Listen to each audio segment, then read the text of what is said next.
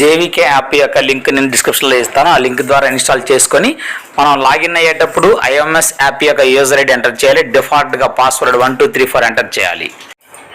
Login అయిన వెంటనే ముందుగా మనం ఫైనాన్షియల్ ఇయర్ను చేంజ్ చేసుకోవాలి. ఫైనాన్షియల్ ఇయర్ అంటే 20 to 23గా మనం సెలెక్ట్ చేసుకొని అది ఎలా చేయాలంటే పైన కనిపిస్తున్న 3 గీతలు మనం ఒకసారి క్లిక్ చేస్తే అక్కడ మనకు ఫైనాన్షియల్ చేంజ్ ఇయర్ అని మనకు కనిపిస్తుంది. సో అక్కడ క్లిక్ చేసి మనం ఈ విధంగా ఫైనాన్షియల్ ఇయర్ను మనం చేంజ్ చేసుకోవాలి.